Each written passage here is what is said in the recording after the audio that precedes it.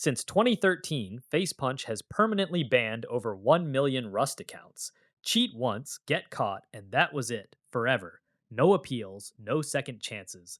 Their own support pages said it for years, plain and simple. We're not lifting bans. That was the rule, that was the identity of the game. Then, 5 days ago, with almost zero announcement, they published a new support article called Ban Second Chances, and everything about permanent just got a lot more complicated.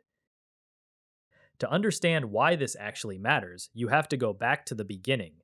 February 2014. Rust was still in early access and cheating was already out of control.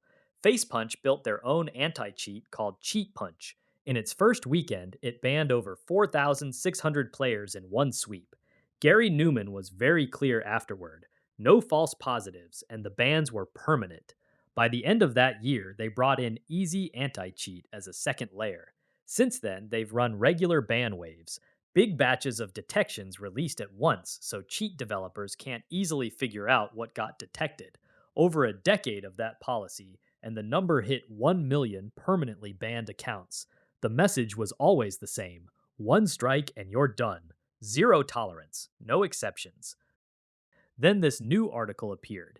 Here's exactly what it says: if you were banned more than 8 months ago and you haven't been caught cheating since, you can return to Rust. Not by getting your ban lifted, not by appealing, by buying the game again on a brand new account. The original ban stays exactly where it is, on the old account permanently. Nothing is wiped, nothing is forgiven on paper. They were very clear about the limits. Repeat cheaters, multiple bans, are not eligible. Anyone banned in the last 8 months is not eligible. Hardware bans are not eligible.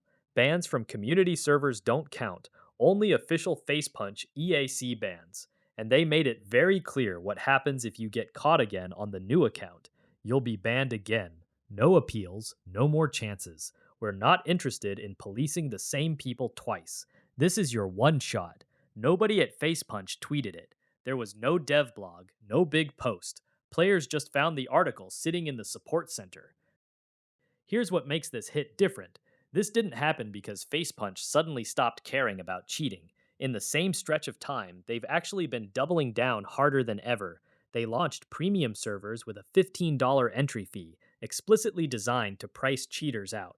They enabled server-side player culling by default, which breaks a huge amount of ESP and wallhack cheats at the networking level. They opened a public HackerOne bug bounty program, and they've kept working with Easy Anti-Cheat on recoil cheats and other detection improvements. So in one hand, they're building higher walls than they've ever built before. In the other hand, they quietly opened a narrow, expensive, one-time door for some of the people those walls were meant to keep out.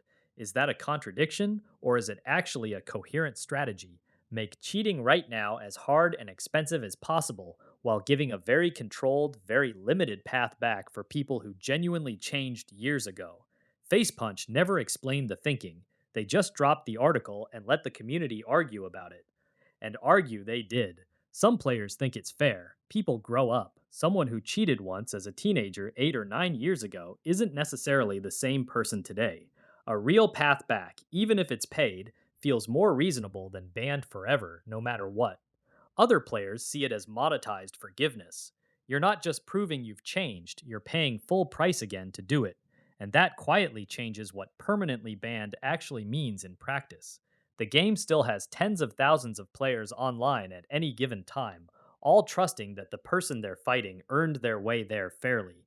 That trust is the entire product, and quietly, one support article at a time, the definition of permanent just shifted. So here's the real question. If someone was banned from Rust years ago, stayed clean for 8 months or more, and came back on a fresh account after buying the game again, would you actually want them on your server? Would you even be able to tell? Be honest in the comments, not what you think you're supposed to say. I want to know what the community actually thinks about this. If you want a follow-up video breaking down exactly what Facepunch has been doing with anti-cheat in 2026, the premium servers, the culling tech, the bug bounty, and whether it's actually working, just say so. I'll make that one next. Thanks for watching.